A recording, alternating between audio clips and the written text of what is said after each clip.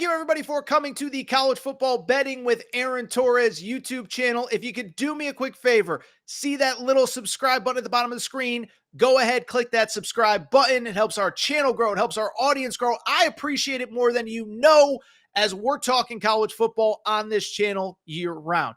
Appreciate your support. Click that subscribe button. A game that always has a lot at stake. And even though it doesn't have quite as much as in previous years, there is still plenty on the line when Michigan and Ohio State get together, in the Horseshoe Saturday afternoon, high noon Eastern.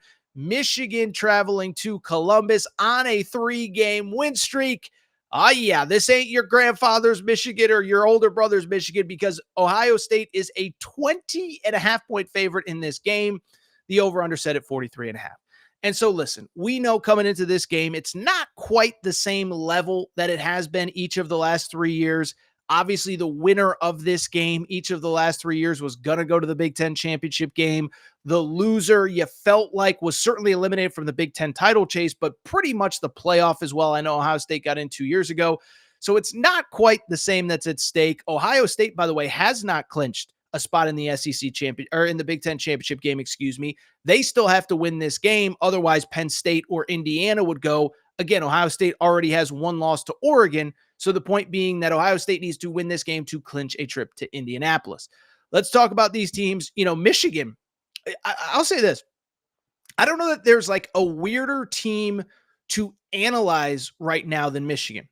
They're coming off of a national championship, 15-0, one of the greatest college football seasons that we've ever seen. I won't, say are they the greatest team ever, but one of the greatest seasons that we've ever seen. They lose 40-plus seniors to graduation, a bunch of guys to the NFL. Jim Harbaugh goes. Minter goes as his defensive coordinator. Minter looks like he's going to be an NFL head coach soon. So you knew there'd be a step back, but we didn't think they'd be 6-5 going into this game. But the counter is, how worried can you be if you're a Michigan fan? Because Bryce Underwood committed last week. So it felt like, again, just a weird couple months. The team isn't as good as expected, but you got the Bryce Underwood positive vibes coming out of last weekend. But then, let me also say this.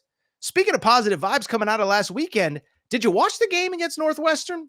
If you did it was the first time that Michigan looked like Michigan really all season long. Final score in the Northwestern win that gets Michigan Bowl eligible, 50-6 in this one. Close to 400 yards of total offense. They complete 11 of 16 third down, so they were very efficient. 201 yards rushing, 5.7 yards per carry, 3 touchdowns from Kalel Mullings. So this finally feels like the Michigan team that we were expecting. And I think it's also worth noting with Michigan is that the defense is still pretty good because the offense is so bad. Because of the fact they rank 128th nationally out of 134 FBS teams in total offense, it is worth noting that the defense is still in the top 20 nationally, and the run defense is still elite coming into this game, number 4 rush defense in all of college football. So you look at Michigan, they're still getting it done on the defensive front. Kenneth Grant, Mason Graham are going to be first-round picks. And you look at Michigan, most of these games, if they had just competent quarterback play, they would be in much better shape than they are right now. We hope that Bryce Underwood alleviates that. From the Ohio State perspective, obviously the vibes are different in a different way. The recruiting is still going good, but the on-the-field product is going very good as well for Ohio State. And listen, we all watched the Indiana game on Saturday. You all saw it. Will Howard putting out the sig in the shoe. It was a great win. It was a dominant win. But let me also say this. I do think there's a tiny bit of revisionist history in how that game actually went down. And we talked about this a little bit on the Aaron Torres pod the other day, okay? So listen, nobody is arguing that Ohio State was the clearly superior team in that game. That is not what I'm saying at all. The defense is elite across the board. But it's also sort of worth noting a couple things. One, Ohio State's offense still is not fully clicking. Now, again, I understand there's 2 starters on the offensive line that are out for the season, and so that certainly doesn't help. The run game is ranked in the 40s nationally. The pass game isn't great this year either, and really, this is a defense-based team. And to go back to the Indiana game, can we call a spade on the Indiana game? Indiana gifted that team 14 points. We talked about it on the Aaron Torres pod. The bottom line is that Indiana is a team that does not beat themselves. Two crucial mistakes basically give Ohio State 14 points. The muff punt right before halftime, the Caleb Downs punt return right after halftime. And so I just bring it up because I understand that the win was great and it meant something and it was significant. I also don't think that Ohio State is some unbeatable juggernaut. That 38-15 game looks a lot different if it is actually 24-15 and Indiana doesn't give you all those points. And so when I look at this game, my official pick for Saturday in the horseshoe, I'm actually going to take the under 43.5. And to be transparent, if I thought Michigan could move the football at all, I would actually probably take Michigan to, at the very least, cover the 20.5. The counter to that is if Michigan could move the football at all, then they wouldn't be a 20.5 point underdog. But I just think, listen, I know I was just a little critical of the Ohio State offense, and Ohio State fans, I understand you're dealing with injuries along the O-line.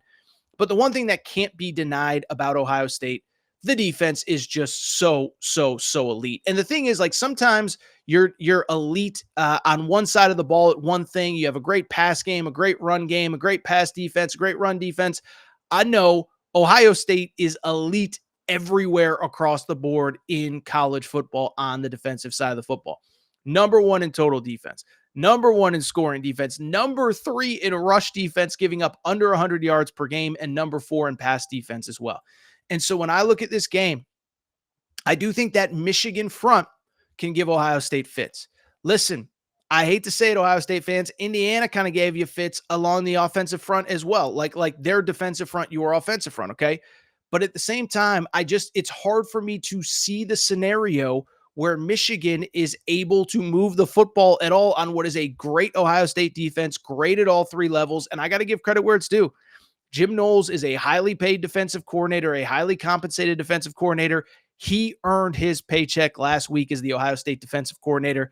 Indiana had no answers. Curtis Rourke was running for his life. Curtis Rourke had a big fumble, by the way, that didn't end up mattering because Ohio State didn't cash it in. But this defense is elite. I still do have questions about the Ohio State offense. So my best bet, I will say Ohio State wins.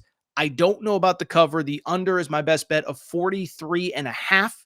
Because, look, I just don't think Michigan's going to be able to move the ball at all on this defense, but I think the Michigan defense is probably a little bit better than we give it credit for. I'll say something in the neighborhood of like a 23-24-7 win Ohio State. I like Ohio State to win, and I like the under of 43.5.